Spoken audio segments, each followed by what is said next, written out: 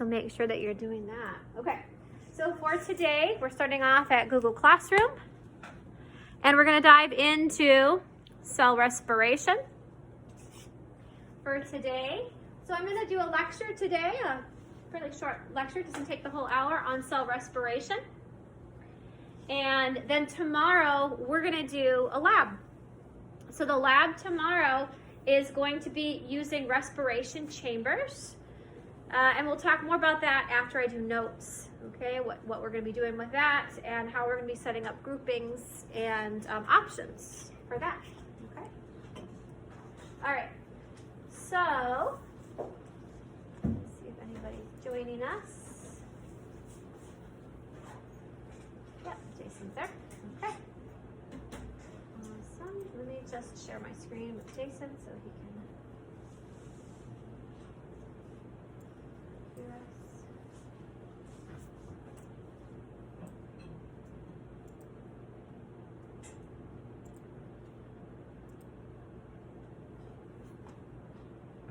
There you go. Okay, perfect.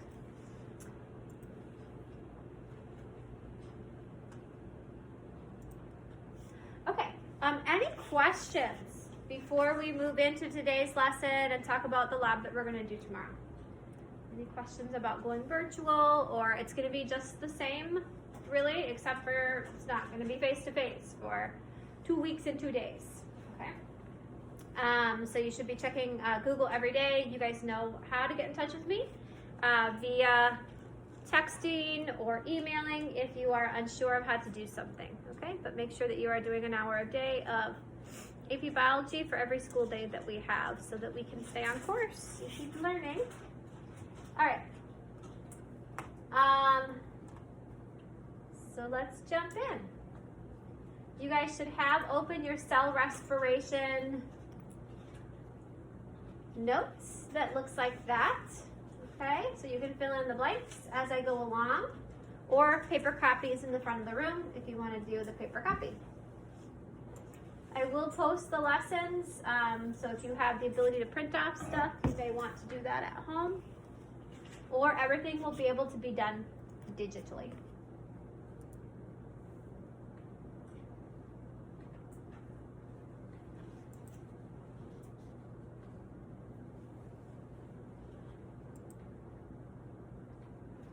So we started off by learning about metabolism. We learned about how energy sources happen and enzymes and how enzymes assist in all of that. And now we're learning specific enzymes that were in photosynthesis. And you'll find some of those enzymes are very similar in cell respiration. So I think if you have photosynthesis down, which you guys all did very well on that quiz, then learning cell respiration is very similar in some ways. There are some big differences that you need to know, but a lot of the stuff that you memorized in photosynthesis will be very useful to help you in cell respiration. So let's talk about cell respiration. So cell respiration happens in what organelle? Yell it out, everybody. We'll back it up a little bit. In the mitochondria. What is the purpose? What is the big picture purpose of cell respiration? Yell out your guess. Everybody yell something. Energy, right, getting energy. So what kind of organisms do cell respiration? Yell that out. All organisms do cell respiration. And so what about if an organism doesn't have a mitochondria? How is that organism going to do cell respiration? Can they? Do you think they can? Yell out yes or no. Yes, and we'll get to that today. Yes, organisms that don't have a mitochondria can still undergo cellular respiration. We'll talk about how. And then we'll talk about what parts of it happen in the mitochondria and what parts don't. So you guys did some homework over the weekend, familiarizing yourself and learning cell respiration a little deeper so that when we do the activities today and this week, it'll just iron them out and make them a little more solid for you. So we said, what is the point? And you guys said to make energy. Whoops, I'm clicking a little crazy there. To make energy, right? And ATP is that energy storing compound. So when we say that we're making ATP, that means that we're making energy, okay? So harvesting stored energy is what happens We have stored energy, or we consume energy, or plants have stored energy, or they make energy through photosynthesis. What kind of energy are we talking about? We're talking about biological molecules. Take yourself back to when we learned those. I told you that we would take what we learned earlier and we'd apply it along the way so that it starts to make more sense. Carbohydrates, fats, proteins, all of those are stored energy that we may consume, or if we're a plant, we may create those, okay? So all of these things, all of these biological molecules need to start off somewhere. They start off in plants. So photosynthesis actually harnesses the energy from the sun and takes that carbon dioxide gas and turns it into these biological molecules. So that energy conversion from energy from the sun to chemical energy happens in photosynthesis. Once that is down, then something needs to consume that. So that pathway of energy moving through a food chain happens first with primary consumers, and then something is consuming something that ate a plant. So all energy passing from one organism to another originally started as energy in the sun. Keep that in mind. So heterotrophs are going to eat organic molecules, aka food, and digest those organic molecules and use those fuels for energy. So this burning of fuels is what we're going to get into. How does this magic happen? What are the enzymes that allow this to happen? Where does this happen? And what steps make it happen? In order to fully understand this, we have to back up a little bit and we have to understand how chemical reactions happen. So I'm going to, in this lecture, talk about oxidation and reduction and how energy gets transferred from one molecule to another. Can you do me a favor and raise your hand if you've ever been taught redox reaction, oxidation and reduction reactions? I'm not sure whether this is something that we really touch on in high school chemistry. Did you learn in high school chemistry or AP Chem? You didn't learn it. You've heard of them before, maybe? Okay, I know that they talked about them a lot in the photosynthesis unit.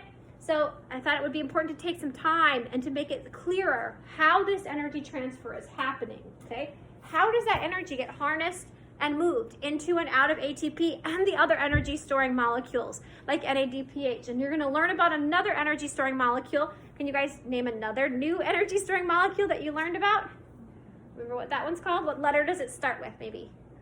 F, right. So we're going to talk about that energy storing molecule, the other one, today is a little bit as well. But I want you to think about all of those energy storing molecules as energy currency, okay?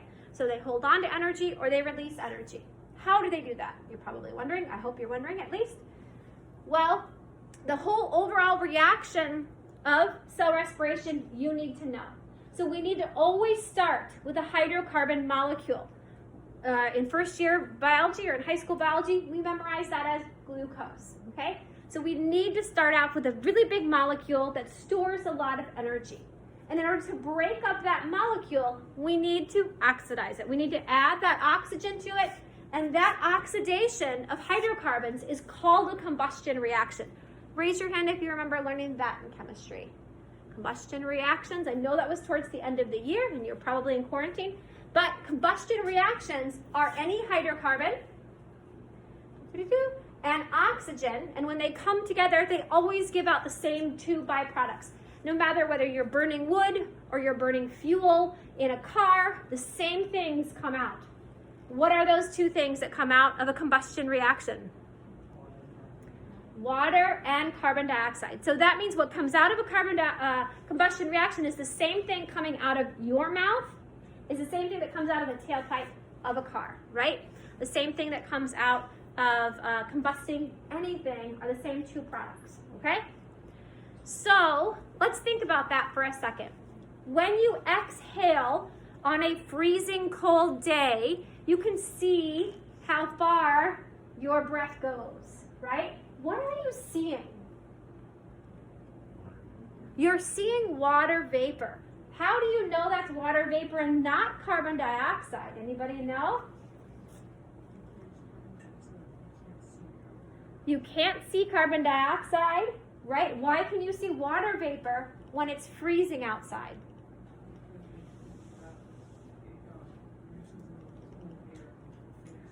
talk about when we say it's freezing outside? What's freezing? Water, right. So at that point where it's freezing out, where we have snow, where we have ice, what's freezing is water. When we exhale water, what you're seeing in that white cloud of smoke is you're seeing the water vapor that you're exhaling, because it becomes visible, because that's freezing temperature for water, right? So that kind of makes sense, all right? We won't be able to see carbon dioxide. It's not that carbon dioxide doesn't have a freezing temperature. It's just that that freezing temperature is way below, way colder than what we can survive in, okay? So when you see someone exhaling, kind of a neat thing to observe, probably shouldn't observe it if we're all wearing masks, right? But you can see how far your water droplets can travel when you blow. Have you ever done that? You got to blow that cold air. That's how far your water droplets can travel. That's why we're wearing masks, right? Because the virus travels in water droplets, okay? So, I don't know, maybe you can test how good your masks are by going outside on a freezing cold day and blowing your water vapor. If you can see that cloud of white smoke, then you know that you're be able to exchange water vapor. If you're not able to see it in another mask, then that mask will be blocking your water vapor. Kind of a tie-in. Everything ties into COVID this year. All right. Same thing with a car. On a cold day, you see those white clouds of smoke coming out of the car. Is that pollution? No, it's just water vapor for the most part. Probably if you can see it, it's probably water vapor. I mean, unless it's like some sort of purple or black smoke, then that's another story. But maybe it could be like carbon residue or something. But anyway, so combustion reactions, no matter what we're combusting, as long as it's a carbon-based thing, or it was a carbon-based thing, gasoline and oil were carbon-based organisms at one time, right? Long dead carbon-based organisms. But they can give us energy. They can harness that energy. You go ahead. So just like burning wood, respiration is also burning your stored energy, your sugars. That little kid's eating ice cream. So he's burning that stored energy to get energy to survive. Now, there's a bunch of enzyme catalyzed steps in order to make this happen, and we're going to go over those in the Krebs cycle and the electron transport chain. But overall, that's a big picture. So how actually does that energy move from one molecule to another? In order to fully understand that, we're going to follow electrons. Because in order for energy to be released, what has to happen is a chemical reaction. And in a chemical reaction, what happens is electrons move. So that means an electron moves away from one molecule and it moves towards another molecule. When an electron moves away from one molecule, what charge would we get on the original molecule? Yell, positive or negative? Positive, right? Because it's lost that negative electron, so it gets more positive, okay? Wherever that electron goes is going to create a molecule that has more negativity. We use words to explain the moving away of an electron and the arrival of an electron. I do have a memory aid in the corner. Oil rig, and Leo says, grr, are your memory aids to remember whether it's oxidation or reduction based on where the electron moves. Those are two memory aids that teach you the same thing, so you just choose one that works for you, okay? You can remember oxidation and reduction. When the electron moves away from a molecule and we get more positive, that's oxidation, okay? Again, not a word that totally makes sense based on what it does, but you're going to have to remember that one. And then when the electron arrives at a new molecule and the molecule gets more negative, that's reduction, okay? We're going to give specific examples specifically for cell respiration because those are the ones that you need to be aware of. Sometimes it advances and sometimes it doesn't. So we see the positive and the negative. Come on.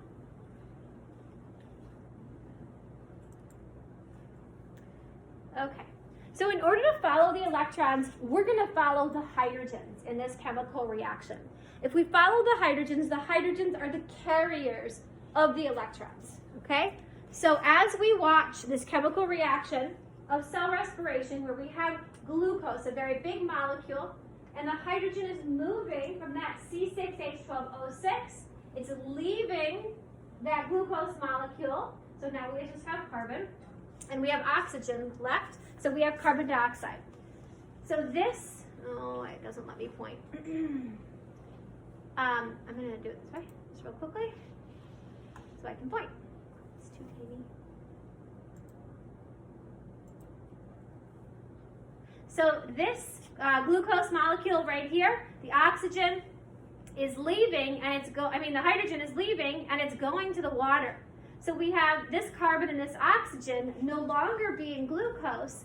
Glucose gets converted into carbon dioxide. So that's where the carbon dioxide comes from when we break apart the glucose. Okay, so the carbon is either with glucose or it's with carbon dioxide. So that moving of the hydrogen from glucose to oxygen, is that oxidation or reduction? Yell out your guess. It's covered up right now. Everybody yell oxidation or reduction. It's okay if you're wrong. Yell something now. Hydrogen moving from glucose to carbon dioxide. Okay, so when we lose the electron and it moves to somewhere else, that is called oxidation. Well, I guess it's both. That's probably why we're confused. When it's leaving, it's oxidation, and when it's arriving, it's a reduction. Ooh. So you can see that movement is oxidation. Sorry about that being covered up. And then, it's so annoying. I guess I have to do it this way. Sure. And then when the hydrogen is arriving, then that is reduction. Cool.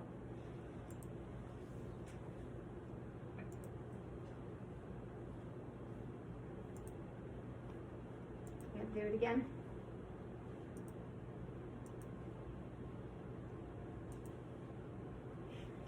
Okay, so oxidation and reduction always happen together. They're called coupled reactions. And another shortened name for them are redox reactions. That's why I have memory aid for redox reactions up there. So when we release the energy from the big glucose molecule, we are breaking those carbon-carbon bonds. There are 6 carbons inside of glucose, and when we break those, we break them by stripping off the hydrogen molecule. So just like you guys said, that's oxidation. The electrons attached with the hydrogen move to more electronegative atoms. They draw that electron towards them. And in biology, most of the time, the most electronegative atom is going to be oxygen. Do you guys know the most electronegative element on the periodic table? Do you remember that? Fluorine, right? But fluorine doesn't really exist in living organisms. So oxygen does. So that's pretty darn close to fluorine on our periodic table up there anymore, but it's behind there. So that's why we have that movement happening. Okay.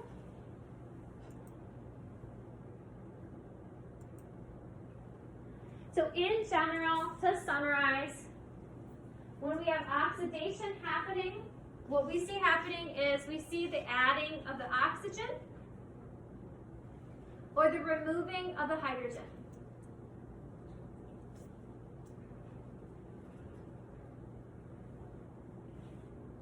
We see losing electrons in oxidation, and all of that oxidation is exergonic. If you want a memory aid to remember that, remember the exiting of the heat when we break apart those glucose molecules. So as that hydrogen moves away from those glucose molecules, heat is released, or energy is released, would be a better way to say it than heat. The opposite of all of those is reduction. Okay? And your little boxes there, good. It's a little chemistry lesson to help us understand what's happening in cell respiration. All right, so what allows the movement of those electrons to happen? This is why we need to learn those energy-carrying molecules, ATP, NADPH, FADH2.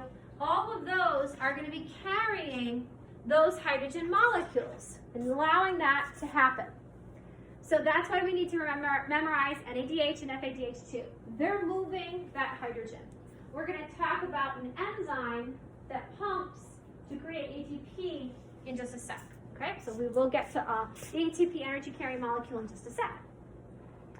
So you guys might be aware that you need to make sure that your diet is rich in vitamins. You can get vitamins from the foods that you consume, or you can take in supplements. One of the reasons that we need to take in those vitamins is so that we have the molecules that we need. For example, nicotinamide is vitamin B3. Another name for that is niacin. You probably know that you need to have that in order to get energy. Or if you're feeling very low in energy, you might need some more vitamin B. They put vitamin B into energy drinks because that helps you, not just with the caffeine, but it actually helps you give you that energy-carrying molecule so that your mitochondria can do their job, okay? So you can see the actual molecular formula for NAD+. You don't need to know that, but you can see that what's happening is, if I click ahead, it will let me, then the hydrogen moves from NAD+ to NADH during reduction, and then it can move back during oxidation. So we have a reduced molecule and we have an oxidized molecule as they move back and forth. But what's carrying those electrons to reduce the molecule and oxidize the molecule is that hydrogen. So that's why we see that gain and that loss of hydrogen in order to transfer energy or to allow that decomposition of those large energy storing molecules to happen. So think of NADH and FADH2 as money. There's energy storing molecules that allow us to do the work that we need to do. Okay? All right, so there's an overview of cellular respiration. I'm going to explain to you very quickly and not give you all of the details. And then there is a short video you're going to watch afterwards where you can learn more of the details. It's also posted on Google Classroom as well as embedded in this lecture. All right, so let's go through the steps of cellular respiration. You guys told me at the beginning of the hour that you don't need a mitochondria in order to undergo cell respiration. So that means that the first step in cell respiration must happen outside of the mitochondria. So the first step of cell respiration is to break apart that glucose molecule. We've learned that ending of that word lysis has been on lots of words lately. Can you guys think of the end of a word that has lysis at the end of it? Photolysis was just last week. Hydrolysis or hydrolysis was kind of in the beginning of the year. What does that word lysis mean? To cut, to split. Good. We remember some of these scientific words, the root words, then we can figure out what they mean. So it's easier to memorize them. So glycolysis is the first step of cell respiration. What do you think that is being lysed in glycolysis? Glucose, right? That's why it's named that. Glycolysis, if you want to pronounce it differently to help you remember its name. The glycolysis is when we first split that 6-carbon sugar into 2 3-carbon sugars. The name for those 2 3-carbon sugars is pyruvate. Okay? That's the beginning part of cell respiration. You do get ATP from that. Remember, ATP is the power for organisms to do work, to move, to grow, to tip towards the light, to wiggle if you're a bacteria. I don't know what bacteria do, right? They wiggle around. So once we have that pyruvate, then that pyruvate goes into the mitochondria. So it's not glucose that goes into the mitochondria. What goes into the membrane of the mitochondria is something called pyruvate. It's 2 3-carbon sugars that move in there. And then what happens is pyruvate oxidation, okay? So we need the mitochondria in order to do cellular respiration. Actually, even the beginning part of cellular respiration, when the pyruvate goes in there, we are not using oxygen yet even, okay? We don't use the oxygen until we get to the electron transport chain. You'll learn more details of that with our activities that we'll be doing this week, okay? So we have the Krebs cycle, which helps break apart the pyruvate, and then we move to the electron transport chain, which is where we need the oxygen. And that is the highest amount of ATP in the electron transport chain. So we don't get a ton of electron transport chain in the Krebs cycle, but it is a step that we need to take before we can do the electron transport chain. The most energy possible gets out of the electron transport chain. So if you are a bacteria, you're going to get about 2 ATP, not very much. If you're not a bacteria and you have a mitochondria, you can get up to 34. That's a big range. It's a big average. But they say you can get up to 34. So you can get a crap ton more ATP if you have a mitochondria. So you can be bigger, you can be more complex, you can do more complex things if you have mitochondria. So that's why it's more successful for survival. All right. So there's a video that you're going to watch today to help you understand that a little bit better. I don't want to talk too much because I can see I've already got some people falling asleep. Told you I'm not going to talk for too long. All right. So again, coming back to the original point in the beginning, is the point of cell respiration is to make ATP. ATP is energy. So if you say to make energy, to give the organism energy for survival, to move, to do whatever it needs to live, it's the same thing as making ATP. We do that mechanism. So you're saying, okay, you didn't talk about how ATP gets made. You just say all these things just make ATP. Here's how ATP gets made. ATP gets made in the exact same way that it gets made in photosynthesis. It's just the pump is moving on a different membrane. It's kind of cool. So the enzyme that we used in photosynthesis to make ATP, what was that called? ATP synthase. Don't you love it when science names things exactly what they do? It's so nice, right? Something that is an enzyme that ends in ASE, and this is called ATP synthase. Oh, we can figure out what it does. So that very large protein molecule that's floating in the membrane, this time it's not in the thylakoid, this time it's in the folds of the cristae of the mitochondria. But they're very, very similar in structure, and the way this works is very similar. So we get a lot of production of those hydrogen molecules, just like you learned about in photosynthesis, and those hydrogen molecules will flow directly through that enzyme, just like water, moving through a water wheel, pumping and creating the mechanical energy that's required to put that phosphate back onto ATP to make ATP that big energy storing molecule that can be used elsewhere for our organisms to do work, okay? So this link right here is an adorable video. You've maybe seen this guy before, and he creates a song to help you remember all the steps of cell respiration that you need to know. He actually goes into more detail than what I will have you know. We're going to create a concept map on cell respiration just like we did with photosynthesis, probably Wednesday or Thursday, depending on how quickly it takes us to go through the lab, so that you guys can write down and conceptualize all of these steps. So the more you watch these videos, the more you think about these concepts, the easier it will be for you to create your creation of what happens in cell respiration. All right. So here's that pump moving through, turning ATP to P. And remember, the whole point of this is to get energy, okay? So that proton gradient will get formed based on what happens in the electron transport chain. I think I've talked enough, so I'm not going to talk about the steps of the electron transport chain today, but you will need to know the overview basics of the electron transport chain that create that concentration gradient that will cause those hydrogens to build up inside the folds of the cristae of the mitochondria. Okay. So that's it for me chatting. Let me close this. Yep, there it is. Now what I want you guys to do is, will you please look at the lab that we're going to do tomorrow. My last day in person with you tomorrow for 3 weeks. So we are going to do a lab. I want you to read through the lab so that you know what we'll be doing, and some of it is choice. On the end, you'll see that you have choice to add elements to it that you would like. So read through the lab so that you know the steps, and then I'll explain. There's a little embedded video for you to help you understand what germination is.